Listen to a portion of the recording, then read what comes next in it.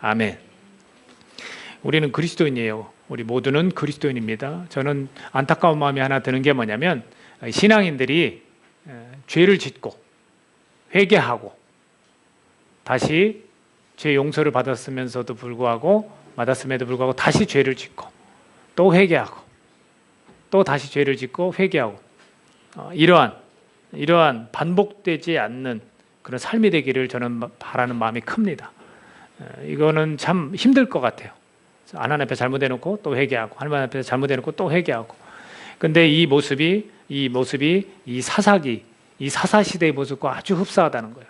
사사시대는 지금과 비교할 수 없을 정도로 굉장히 악한 그런 시대였어요. 그래서 암흑시대다 이렇게 부를 정도로 굉장히 악한 시대였어요. 그래서 사사기의 내용을 보면 일정한 사이클이 있다고 말씀을 드렸습니다. 이들이 백성들이 하나님 앞에 죄를 져요. 그럼 하나님이 심판을 하세요. 징벌을 하세요. 그러면 그 깜짝 놀라서 하나님 앞에 회개를 해요. 그럼 그 회개의 소리를 듣고 하나님은 다시 용서해 주시고 구원해 주세요. 구원받고 나면 다시 하나님 앞에 등을 돌려요.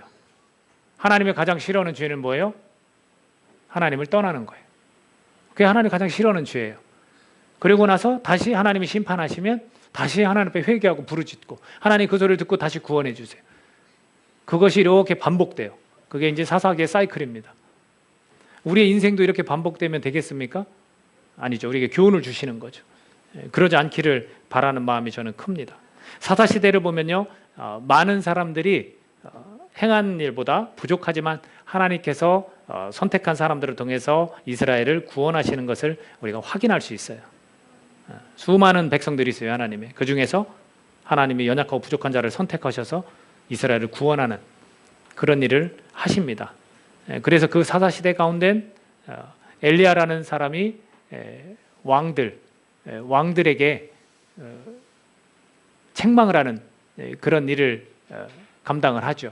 그 사사시대가 계속해서 이어져서 왕들이 세워지고 그 왕들 가운데 다시금 하나님 앞에 죄악을 짓는 그런 모습들이 꾸준히 계속해서 반복돼서 이야기가 전개되고 있습니다.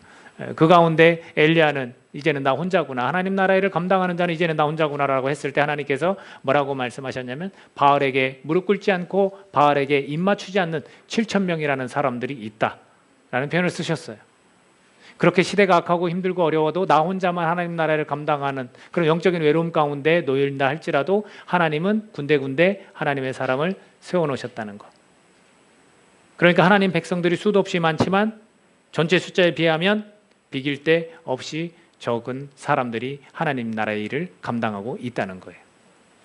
이와 같이 소수의 사람들이 하나님의 역사를 돕고 있다는 걸 성경은 보여줍니다. 오늘날 교회도 저는 마찬가지인 것 같아요. 우리 교회가 인구 대비 여러분들 소수의 사람들에 속한다는 거 여러분 꼭 기억하셔야죠. 제가 인구를 한번 검색해 봤더니 지금 현재 인구가 얼마예요? 한국에? 5,100만 정도. 그죠? 그렇게 되죠. 그러니까 5,100만 정도에서 그리스도인이 몇 명일 것 같아요? 옛날에 4천만에서 뭐 1,000만 정도다 이런 표현을 썼잖아요. 지금 그 정도 될 것 같아요? 5분의 1? 저는 안 된다고 봅니다. 그 숫자에는 우리가 말하는 개신교와 천주교가 다 포함이 되어 있어요. 그리고 그리스도인이라는 것은 그냥 뭐 명목상 그리스도인이 수도 없이 많거든요. 정말 하나님 보시기에 하나님 나라를 감당하고 하나님 나라의 일에 동역자로서 쓰임받는 정말 바알에게 무릎 꿇지 않고 입 맞추지 않는 그런 사람들 얼마나 될까요? 그러니까 이 교회가 이 세상 가운데 이 세상이 아무리 악하다지만 이 세상 가운데 희망이 되어지고 이 세상 가운데 하나님을 증거하고 하나님의 역사가 이루어지는 그런 아주 소수의 그런 집단으로 하나님께서 사용하고 계시다는 거예요. 다수의 사람들을 따라가는 자들과는 조금 다릅니다. 그래서 예수님도 말씀하셨죠. 큰 길로 다니는 사람은 많고 좁은 길로 다니는 사람은 적다고 이렇게 말씀을 하셨습니다.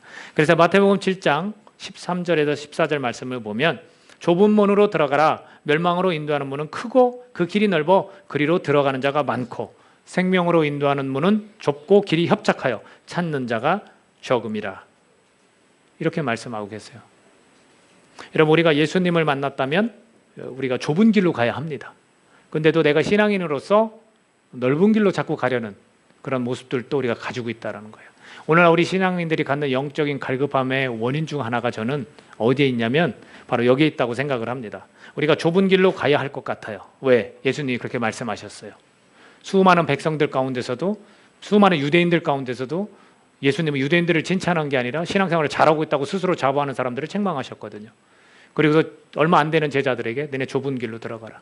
그 제자들 가운데서도 넓은 길로 가려는 사람이 있을 수 있다라는 전제가 깔려 있습니다.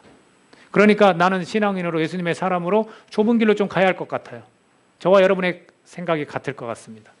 그리고 다수의 사람들을 또한 따라가야 할 것 같기도 합니다. 이 세상을 어떻게 그렇게 살아간단 말이야. 어떻게 좁은 길로 내가 걸어갈 수 있단 말이야. 저렇게 다른 많은 신앙인들도 넓은 길로 잘 가고 있는데, 이렇게 생각할 수도 있다는 거예요. 근데 이 두 가지 마음이 계속해서 싸우고 있지 않는가라는 생각을 가져봅니다. 우리의 영적인 갈급함이 여기에서 오지 않는가. 우리는 누구냐면요, 사회 체제를 따르는 자들이 아니라 하나님 나라 체제를 따르는 사람들이에요. 이 사회 체제는 언제나 악했어요. 그 속에서 사람을 불러내서 빛과 소금의 역할을 감당하라고 다시 보내는 거예요. 파송하신 거예요, 하나님이. 그게 우리예요. 더럽고 추악한 죄인이었다가 너를 예수의 피로 깨끗하게 해서 너는 거룩한 사람이다라고 칭해 주시면서 의인이라고 칭해 주시는 거예요. 실제로 부족하지만 칭해 주시는 거예요. 그리고 예수님을 모시고 정결한 마음으로 세상에 나가서 빛과 소금의 역할을 감당하라. 이 세상은 내가 통치하고 다스리는 곳이다. 너네들이 가서 섬겨라. 뭘로 섬깁니까? 선행으로 섬기고, 사랑으로 섬기고, 용서로 섬기고, 이렇게 섬기라고 말씀하신 거예요. 그게 하나님 나라 체제예요. 그러니까 우리는 이 사회 체제를 따르지 않고 하나님 나라 체제를 따르는 일을 해야 됩니다. 그런데 사람들이 어떻게 사느냐면, 여러분 사사기 마지막 장 21장 그리고 마지막 구절 25절에서 뭐라고 이야기하는지 아십니까? 사람이 자기의 소견에 옳은 대로 행하였더라. 그게 마지막이에요. 사사기의 암흑시대의 마지막 말씀을 그렇게 넣었어요. 그런 모든 원인이 이런 사이클을 그리는 거예요. 죄를 짓고 다시 하나님께 징벌받고 하나님께 회개하고 부르짖고 구원받고 다시 등을 돌리고, 이 사이클이 왜 이루어졌느냐? 사람들이 자기 소견에 옳은 대로 행했기 때문에 그래요. 오늘날 많은 신앙인들이 이게 맞다, 저게 맞다, 말씀의 기준이 없어요. 자기 생각, 자기 이 감정, 이거로 다 정해요. 저는 이 사사시대 이런 모습이 오늘날과 비슷하다고 생각을 합니다. 그러고 나서 이들이 요구했던 게 뭔지 아십니까? 룻기를 넘어서, 사사기에서 룻기를 넘어서 이제 사무엘상을 가보면 왕을 요구해요. 왕을 요구한다는 건 뭔지 아십니까? 하나님은 더 이상 왕이 아니다라는 거예요. 사람, 인간의 왕이 필요하다는 거예요. 그래서 변명하는 것이 뭐냐면, 저 이웃나라 보십시오. 저 이웃나라도 다 왕이 있고 전쟁에서 저 왕들이 나가서 얼마나 잘 싸우는지 모릅니다. 그래서 그 나라는 승리하는 겁니다. 이스라엘 백성은, 하나님 백성은 하나님이 왕이 되셔서 하나님이 승리케 하신 건 이제 떠난 거예요. 자기 소견은 뭐냐면, 자기 생각은 뭐냐면, 그렇게 해서 승리한 게 아니라 왕이 세워져, 잘 싸우는 왕이 세워져야 이 왕이 나가서 싸워서 우리를 사기진작을 시키고 우리가 승리할 수 있습니다. 이렇게 말을 하는 겁니다. 이것이 오늘날 어떻게 적용이 되겠습니까? 하나님이 왕이십니까? 그걸 선포하고 그걸 찬양하는 사람들이 그리스도인들이에요. 근데 삶을 사는 사람, 신앙인들의 삶을 들여다보면 자신이 왕이 된 거예요. 자기 자신이 왕이에요. 자기 소견에 옳은 대로, 자기 주장과 자기 의견이 맞는 거예요. 하나님 말씀을 아무리 들려줘도 귀로 듣지 않아요. 그러니까 예수님이 말씀하신 거예요. 들을 귀 있는 자는 들을지어다. 귀가 다 있는데 아무리 들려줘도 안 들리는 거예요. 왜? 자기 삶에 이 왕좌에 누가 앉아 있습니까? 하나님이 앉아 계셨는데 내가 앉아 있는 거예요. 저는 그래서 오늘날의 모습과 거의 비슷하지 않는가, 그런 생각을 가져봅니다. 이제는 나오미 그리고 룻에 관한 이야기를 좀 들려드려야 될 것 같습니다. 유다 땅 베들레헴이라는 곳에 흉년이 들었습니다. 우리가 흔히 알기로는 유다 땅 베들레헴은 하나님을 섬기는 사람들이 그득한 곳이에요. 그렇죠? 물론 엉터리도 있고 우리가 진짜 그리스도인 가짜 그리스도인 하는 거죠. 있을 수 있어요. 근데 그곳에서 흉년이 들었어요. 그럼 먹고 살기가 힘든 겁니다. 그 가운데 엘리멜렉이라는 사람이 있습니다. 엘리멜렉의 부인이 나오미예요. 이 두 사람이 자녀 둘을 데리고 모압 땅으로 갑니다. 여러 도시를 거쳐서 유다 땅, 베들레헴에서 여러 땅을 거쳐서 모압 땅으로 가요. 모압은 이방인들이 거듭한 곳이에요. 그곳에 가서 이방 여인을 며느리로 삼습니다. 말론과 기럧이라는 두 아들, 그 두 아들이 결혼을 하는데 믿음의 사람들과 결혼시킨 것이 아니라 이방 댁에 있는 여인들과 결혼을 시킵니다. 오르바와 룻이라는 여인입니다. 한 10년쯤 살았다고 성경은 표현하고 있습니다. 10년쯤 사는 가운데 그 가정 가운데 고통이 생깁니다. 어떤 고통이 생기느냐? 나오미라는 그 여인의 남편 엘리멜렉이 죽습니다. 남편만 죽는 게 아니라 얼마 지나지 않아서 말론과 기럯이라는 두 아들도 죽습니다. 그럼 누가 남았습니까? 이제 자매들만 남은 거예요. 나오미라는 여인과 두 며느리만 나왔어요. 그러니까 나오미가 이야기합니다. 며느리들아, 내가 너희들한테 너무나 면목이 없구나. 너네들 부모님이 계신 곳이 이 땅이니 너네들 집으로 돌아가라. 그리고 다시 결혼하고 재혼해서 행복하게 살았으면 좋겠다. 이렇게 이야기를 해요. 근데 며느리들이 좀 착해요. 며느리들이 울어요. 그렇게 할 수 없습니다. 어머니 그렇게 할 수 없습니다. 어떻게 어머니 혼자 놔두고 그렇게 합니까? 저희들 어머니랑 같이 떠나겠습니다. 이게 무슨 얘기냐면 모압 땅에서 남편도 잃고 자녀도 잃었는데 유다 베들레헴이라는 곳이 하나님께서 돌보시사 다시금 그곳에서 흉년이 아닌 풍년이 들었다는 소식을 들어요. 다시금 이제 고향으로 돌아가려고 짐을 싸는 거예요. 그 순간 며느리들을 데리고 갈 수 없어서 너무 면목 없고 미안해서 보내는 거예요. 그랬더니 며느리들 울면서 아닙니다. 가겠습니다. 그렇게 나섰어요. 그랬더니 다시 한번 이야기를 해요. 나오미가 나에게 지금 태중에 아이가 있다면 설사 그렇다 할지라도 얘가 나와서 너네들을 언제 결혼해서 가정을 꾸리겠느냐. 또 내가 누구를 남편을 얻어서 다시 결혼해서 애가 생긴다 해도 언제까지 너네들이 기다릴 수 있겠느냐. 너네는 아직 젊다. 그러니까 돌아가서 너의 인생을 살아라. 그래야 내 마음이 편하겠다. 이렇게 설득을 하죠. 그랬더니 두 며느리 중에서 한 며느리는 돌아갑니다. 근데 그 중에 한 며느리인 룻은 그렇게 하지 않습니다. 어머니, 저는 어머니를 절대로 떠날 수 없습니다. 어머니가 섬기는 하나님 저도 섬기겠습니다. 어머니가 그 고향에 가서 다시금 하나님 앞에서 그렇게 섬기는 삶을 살면 저도 그렇게 살겠습니다. 저는 어머니 곁을 떠나지 않겠습니다. 이렇게 하고 아주 간곡히 부탁을 해요. 그리고서 오늘 이야기가 나온 거예요. 이에 그 두 사람이 베들레헴까지 갔더라. 이렇게 이야기를 하는 거예요. 그런데 베들레헴으로 갔어요. 베들레헴으로 갔는데 이 사람들이 너 나오미 맞아? 이렇게 이야기를 해요. 근데 나오미가 무슨 얘기를 하냐면 나오미? 나오미의 뜻이 즐거움이라는 뜻이에요. 나 나오미라고 부르지 마. 나 나오미 아니야. 나 마라라고 불러줘. 그 마라는 고통이라는 뜻이에요. 나 고통받은 여자야. 즐거운 여자가 아니야. 이래서 자기 이름이 나오미임에도 불구하고 나 나오미 10년 전에 그 나오미 아니야. 그렇게 이야기를 합니다. 그러면서 하나님에 관한 이야기를 해요. 하나님에 관한 이야기. 뭐라고 이야기하냐면 전능자가 나를 심히 괴롭게 하셨습니다. 하나님이 나를 괴롭게 했다는 거예요. 그게 20절에서 이야기하고 21절에서 다시 한번 이야기합니다. 내가 풍족하게 나갔더니 여호와께서 내게 비어 돌아오게 하셨느니라. 여호와께서 나를 징벌하셨고 전능자가 나를 괴롭게 하셨거늘 너희가 어찌 나를 나오미라 부르느냐. 굉장히 화를 내는 거죠. 자기 인생에 관해서 허탄한 거죠. 이런 표현을 써요.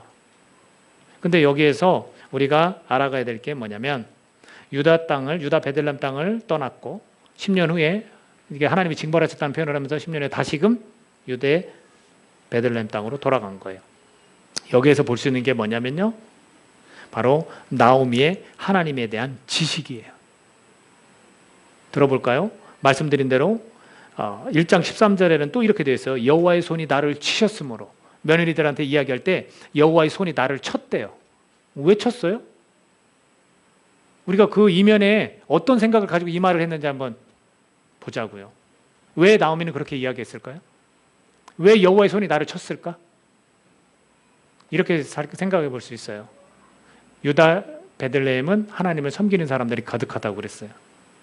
그러면 그 속에서 흉년이지만 하나님께서 이 흉년을 잘 넘기시고 또 우리를 풍성하게 해줄 거다 믿음이 있었다면 떠나지 않았을 수 있다는 겁니다. 근데 모압이라는 것이 이방 땅이에요. 이방 땅이면 하나님을 잘 섬길 수 있는 가능성이 굉장히 희박하다는 거예요. 주변이 다 안 믿는 사람들이 있는데 나만 가서 우리 가족과 열심히 하나님께 예배드리고 정말 그걸 잘 지켜갈 수 있나라는 거예요. 그렇기 때문에 그 생각을 가지고 있었을 수 있어요. 내가 하나님 앞에 예배하고 내가 하나님을 제대로 섬기는 아무리 환경이 힘들어도 내가 하나님만 끝까지 의지하고 붙들었어야 되는데 내가 그 하나님을 떠나서 이방 세계 속에서 이방 며느리들을 얻어서 그렇게 살다 보니까 하나님의 손이 나를 치셨구나. 이런 생각을 가지고 지금 여호와의 손이 나를 치셨으므로 이렇게 표현할 수 있다는 거예요. 그리고 자기 이름이 버젓이 즐거움이라는 이름이 있는데 아마 그 이름 뜻에는 하나님을 섬길 때 내 삶은 즐겁다라는 의미로 부모님이 지어주실 수도 있죠. 근데 나를 말하라, 고통이라, 괴로움이다 이렇게 불러달라. 그러면서 전능자가 나를 쉼이 괴롭게 하셨다. 하나님이 우리를 괴롭히시는 혹시 분이라고 생각하시는 분 계세요? 그리고 나서 풍족하게 나갔더니 비어 돌아오게 하셨다. 하나님은 우리가 가지고 있는 모든 이런 소유물을 다 뺏어가시는 분이십니까? 근데 그렇게 표현해요. 그러면 여기서 할 말이 있어요. 나오미한테. 풍족했다며 그럼 흉년을 견딜만 했는데 왜 떠났어? 그리고 농작물이 잘 안 자라니까 자기 재산 갖고 떠난 거예요. 근데 뭐라고 표현했어요? 풍족하게 나갔대요. 근데 빈털터리로 돌아왔대. 그러면서 나를 징벌했대요. 그리고 나를 괴롭게 하셨다라고 그렇게 또 표현을 하는 겁니다. 제가 볼 때는 이 나오미가 하나님을 아는 지식은 부분적으로만 맞는 거라고 저는 생각을 합니다. 왜냐하면 하나님은 이 사사시대를 봐도 이들이 잘못하고 하나님을 등지면 심판하셨어요. 징벌하셨단 말이에요. 주변 나라들로부터 이 지배받는 삶을 살도록 하셨단 말이에요. 그러니까 하나님 분명 그런 부분이 있어요. 근데 하나님의 또 다른 부분은 그런 없는가? 이걸 우리가 봐야 된다는 거예요. 만약 이 시대에 예수님이 계셨다면 좀 뭔가 다를 것 같아요. 저는 우리가 축복받은 세대라고 저는 믿습니다. 우리는 예수님을 통해서 이 모든 것들이 해결이 됐거든요.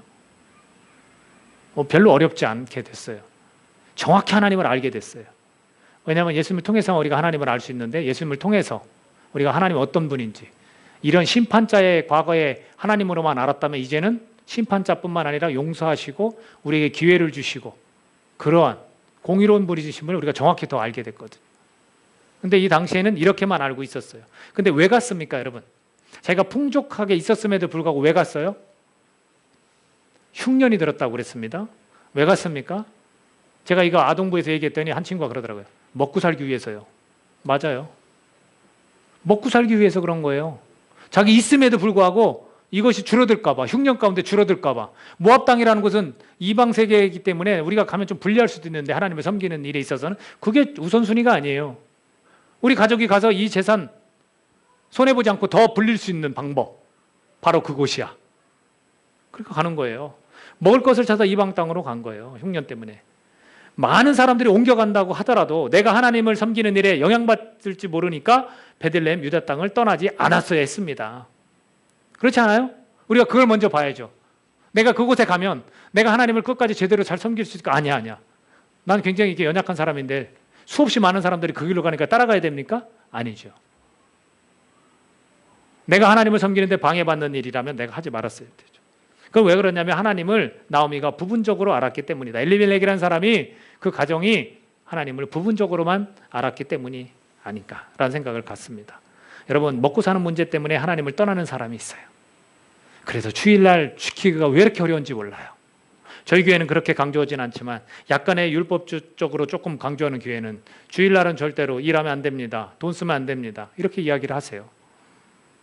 저희는 그 정도는 아니지만 내가 사는 데 있어서 이 안식이라는 거 쉼을 가져야 힘을 더 내고 하나님 앞에 내가 그 일주일 동안 한 주 동안 지냈던 거에 대해서 위로도 받고 회개도 하고 하나님과 이런 친밀한 교제를 나눌 수 있는 아주 귀한 시간인데 이 시간을 내 영적으로 뭔가 채워서 다시금 세상에 나가서 힘을 내서 살아야 되는데 그것을 우선순위로 여기지 못하는 거예요.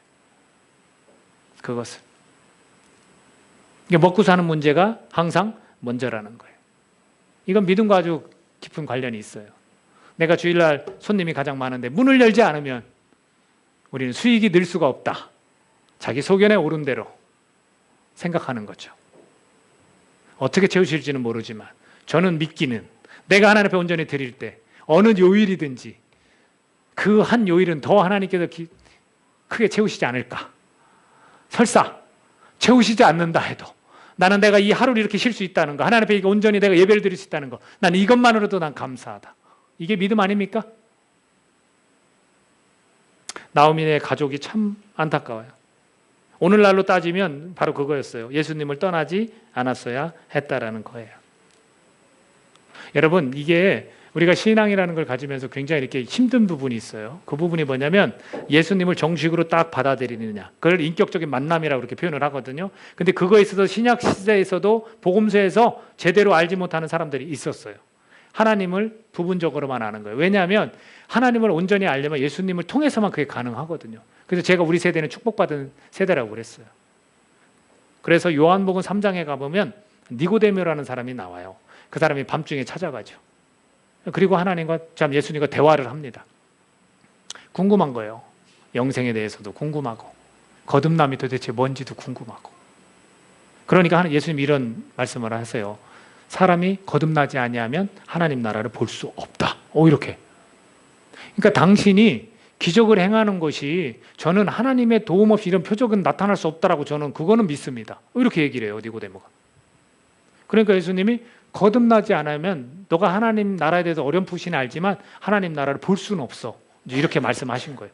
그러니까 이 니고데모가 어떤 생각을 가지고 있냐면 아니 도대체 사람이 엄마 모태의 뱃속에 들어갔다 다시 어떻게 나옵니까? 이렇게 표현을 해요. 예수님이 뭐라고 하셨을까요? 야, 너 바람이 부는데 바람이 어디서 와서 어디로 가는지 보여? 그렇지 않아. 바로 이 거듭나는 거 성령으로 물과 성령으로 그렇게 되는데 그런 것도 마찬가지야. 그리고 쭉 설명을 해요. 너 모세 이야기 알지? 모세가 뱀을 이렇게 들은 것, 노뱀을 들은 것처럼 많은 사람이 살아났잖아. 인자도, 그러니까 자기 자신을 얘기하는 거예요. 예수님 자신을 얘기하면서 나도 그렇게 들려야 많은 사람들이 구원을 받아. 그럼 그걸 바라보고 믿는 사람은 영원한 생명을 얻어. 이렇게 딱 답을 주세요. 니고데모는 고민하는 거죠. 그럼 니고데모가 문제가 뭐냐면 자기 생각. 예수님이 하나님의 아들이다. 예수님이 말씀하신 거 하나님이 아니면 정말로 이런 표적을 행할 수 없는데 그러면 당신이 그 말을 내가 받아들이고 믿겠습니다. 이렇게 됐어야 돼요. 근데 자기 생각. 자꾸 그걸 따지고 들어가는 거예요. 그러면 이렇고 그러면 이렇고. 나는 납득이 안 된다. 이해가 안 된다.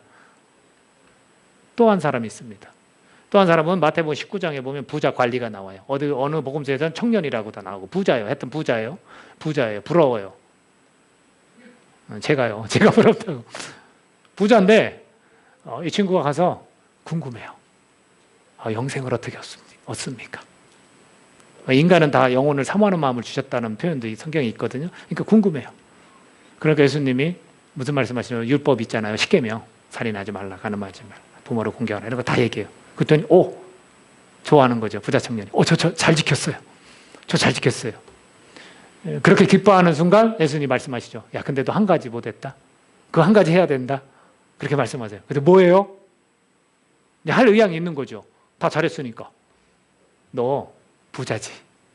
너 그 돈 가지고 가난한 자들에게 나눠주고 나를 따라. 그러면 되는 거야. 어떻게 했을까요? 자기 소유욕. 이것 때문에 예수님을 못 만나는 거예요. 자기 생각. 이것 때문에 예수님을 인격적으로 못 만나는 거예요. 안타깝지 않습니까? 근데 이게 남의 일일까요? 그들은 하나님을 안답시고 유대인들이었어요.